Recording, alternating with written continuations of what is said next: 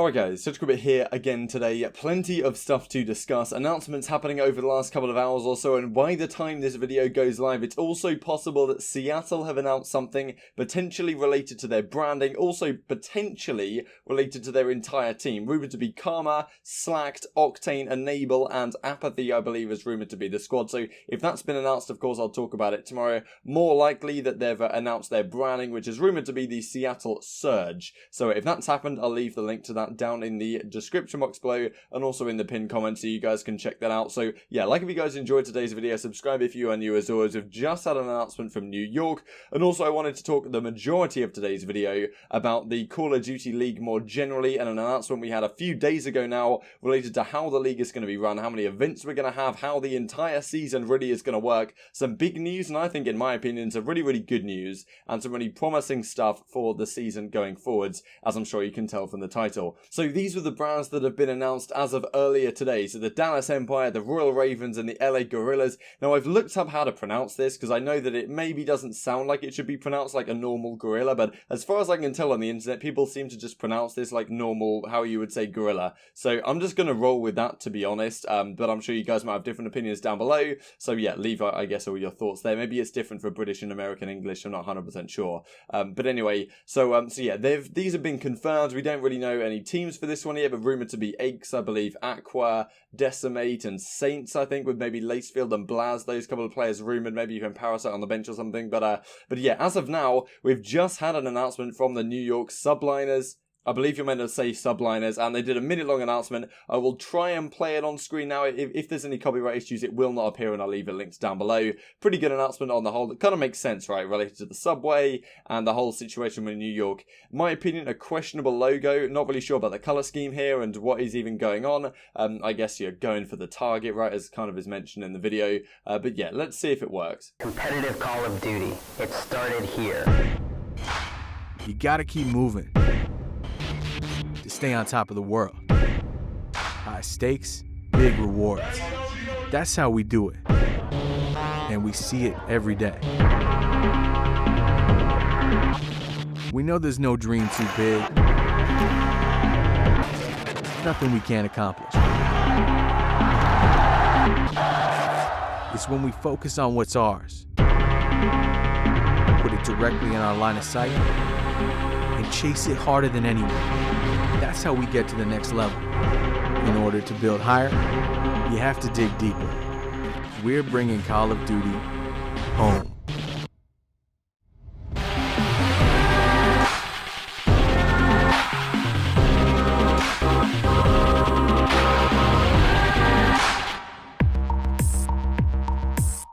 So moving onwards then, having potentially had Seattle's announcement by the time this video goes live, and also the New York announcement, Toronto is the next one that we're aware we're going to get on October the 24th, in addition most likely to their entire rumoured roster, which is a pretty damn big rumoured roster. Wanted to run this past you guys as well. This is something that Lion Man made. I know a lot of you guys will know Lion Man if you're on the Twitter sphere at all, making all those player cards, right, for events and all that stuff. He made this this camo for the upcoming season. I don't know what gun this is on, maybe an M4 or something with a long scope. I'm not exactly, I'm pretty sure this is an M4 magazine here. Anyway, so pretty damn nice camo. I wondered what you guys thought about this, because every single year we seem to get a situation where we really want team camos to be in the game. They never seem to arrive.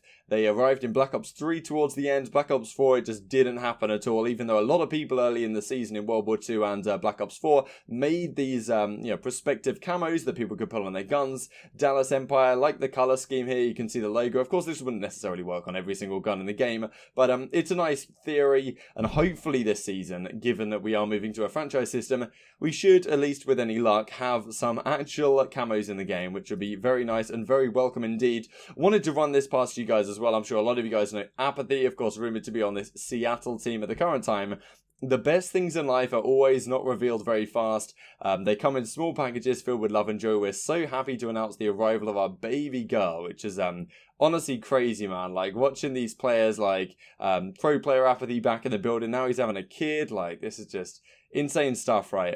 But yeah, congratulations, and thought this was a nice little bit of wholesome bit of news to run past you guys. Not something we usually get a lot of. Thought I'd go through this as well, really quick, related to the Empire. So Dallas Empire expected to announce 2 additional roster additions. Funny phrasing. Those 2 are going to be in more specialized roles though, and this is Hastro and Clayster said, who can help with the scouting and specific game types. Now, Mutex has been a guy that's been linked here as kind of an S&D analyst, potential substitute. I wonder who else they would get, right? Because you've got a pretty stacked roster. You've got Shotzi, you've got Illy, you've got Hoog, you've got Clayster, you've got Crimsix. What else do you need to round out this team? And how are you really, if you're a guy like Mutex, gonna tell Crimsix and Clay how to play the game in terms of search and destroy? Like, are they gonna listen to you? I find it very doubtful. So I wonder how the team setup is going to be. I wonder if they're going to be there more as potential S&D substitutes, which would be pretty, pretty unlikely that they even got a spot given the talents of players on their team. And, even if, say, Crimsix is or Clayster is the worst performing player on the team, for example, you can see it happening, right? Clay being, the 0.9 guy on the team, for example, certainly possible. If that is the case, is that a guy you switch out in a search and destroy or something like that, right? Is that really a change you want to make, given the potential ramifications for the team chemistry, right? If you allow a veteran like Clayster to feel like he's been pushed aside to some degree. Some interesting questions coming up for a lot of these teams going forwards, and something to keep your eyes on for sure. So here we go. Let's hop into this Call of Duty League related news. Zav talks about a few things here. We won't dwell on this. We'll hop right into the article. Thanks for Lagom Kiwi for pointing this out to me. So here we go. This is the main article on their page. And I'll leave, of course, this link down below if you guys would like to check everything out. A lot of detail here. Not going to go through absolutely everything, but I'm going to go through most things. We'll hop back to season format for when we hop into that here in just a second. Welcome to the Call of Duty League. The next chapter of Call of Duty Esports is here. I found this unbelievable, right? You've just launched a league. Everyone's paid 25 million to get in. The very first sentence of your announcement article, there's a typo. It should say is, shouldn't say in. I found that pretty unbelievable. Of course, it's a minor thing, but yeah, whatever. The font's also kind of ugly. Regardless, representing 11 markets across North America and Europe in its inaugural season, 5 vs 5, PlayStation 4, we know this stuff. There also has been some other rumours that maybe players will be able to play on other consoles and other devices other than the PlayStation 4, not in a LAN environment, but potentially in online tournaments. It may be possible. We've heard some rumblings about that, but nothing confirmed yet and nothing on their website. So how does the Call of Duty League work? This is the key part for you guys. Call of Duty League matches will be played around the globe in the home market of each team in the league. So it's going to be a league system. There's not going to be events per se as we've typically had. There's going to be no CWL Seattle, no CWL Anaheim kind of thing. The events may be hosted in Anaheim or Seattle, but it won't be because all the teams are going to come there for a weekend and we're going to get a champion. There's going to be events, or the event is going to be a weekend in a city, but league games are going to be played. There's going to be no winner at the end of the weekend, as far as I understand it, which kind of takes some of the spice out of things, but I guess that's the route they're going for, right? They're going for a franchise league. That's what we've got to deal with going forwards. So regular season event. It will be hosted by teams in their respective home markets. The league will also host its own event weekends, including the CoD League mid-season weekends and the Call of Duty League Championship weekends. This is effectively what the World Championship is going to be, or CoD Champs. And then you've got a mid-season weekend, which I'm guessing is maybe you'll have a mid-season playoffs and then an end-of-season playoffs at Champs. Kind of what it sounds like. It would make sense, especially given, okay, it's divided into 2 splits, so I'm guessing there's kind of a stage 1, stage 2 type deal going on here. Not including the postseason, which is pretty much the lead up to Champs and how that all works. So throughout the season, teams are ranked by match wins and losses to determine who advances to the playoffs. There's only 12 teams, of course. The postseason will feature the top 8 teams. So out of 12, you get 8 teams going through. Pretty tough to miss out, including 2 wildcard spots. During the Call of Duty League Championship weekends, the final 6 playoff teams will face off in double elimination competition until the final 2 pro teams go head-to-head in the Call of Duty League Championship. So, World Championship Grand Final, effectively. So, teams' win-loss records and league standings will be updated as regular season match play commences in 2020. Maps, modes, and restrictions, so at least they are announcing there will be some restrictions, will be published at a later date. Moving on to event format, this is really the big deal that a lot of you guys are here for and will be interested in. Call of Duty League launch weekend will take place in early 2020. No more specific than this. The fact that they're saying early 2020, like remember when we heard that League Play was coming early 2020 and it came out like end of February? Early 2020 could mean a lot. Like, in my opinion, it probably doesn't mean January, because if it was January, they'd probably already got that plan. So I'm thinking it's going to be February, maybe March, right? Who knows? Hopefully not, but it better be February at the latest. Anyway. More details will be announced in the near future. Call of Duty League will also host the mid-season weekend and the championship weekend. Dates and locations will be announced at a later date. Home series events. Key point.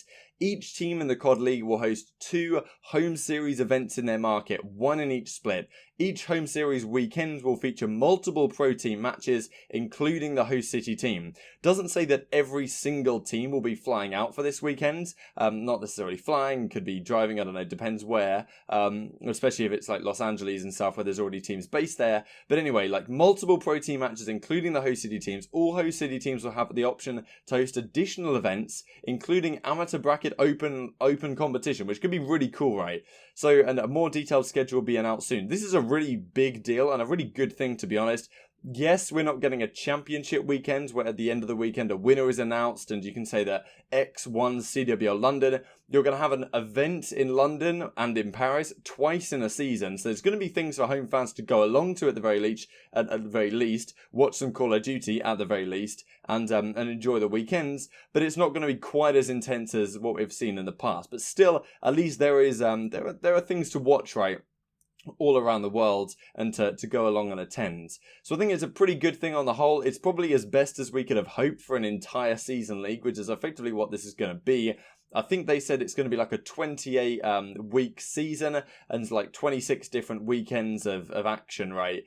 Including maybe the mid-season and the World Championship weekend. So interesting to see how this whole thing develops. But yeah, that's the keynote for you guys. Every single city is going to have 2 championship weekends where the league is going to be played. But as I said, there's going to be no winner. It's just going to be league matches. Slightly underwhelming, I guess, but I suppose inevitable. I wanted to go through the challenges things as well, just to roll through this. I'll leave this link down below, as I said, so you guys can go through points, eligibility, FAQs, if you guys are interested in even trying to compete in this side of things. But yeah, the thriving path to pro competitive scene is important to the future of the league and spotlights rising talents in the Call of Duty esports player pipeline. So it's going to be called Challenges, the official amateur competition for Call of Duty esports players around the globe, featuring a prize pool of over $1 million. So we'll host major open bracket events throughout the season at pro events, including the CoD League launch weekend in early 2020, so that's a cool thing to see. League teams may also host local CoD challenges, open bracket competitions across the season. Hopefully that will be the case in London.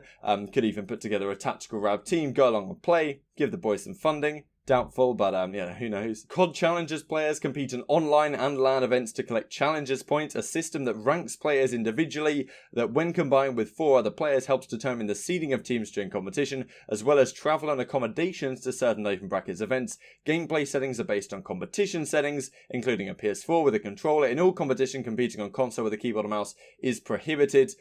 So yeah, Call of Duty Challengers registration is open from October the 30th, 2019, and this is really the way that you're going to get scouted by pro players and by pro teams and potentially picked up from the challenger side into the main competition. And hopefully that should be a benefit, right, of having these open bracket competitions at events where pro teams, when they're not playing their match on the main stage, can go and spectate some of the amateur guys and see who the rising stars are that they could potentially pick up at the very least onto the substitute bench, and maybe a guy like Kleenex or something could come out of nowhere. So yeah, hope you guys enjoyed the video. Like if you did, subscribe if you're new, I would greatly appreciate it. And yeah, leave your thoughts down below. 26 event weekends over the season is exciting stuff, but at the same time, it's not quite as compelling maybe as we've had in previous seasons. But at least there is a lot of Call of Duty to be played. But I imagine it's not going to be played in the midweek. Very interesting. Anyway, thanks for watching as always. I will see you next time.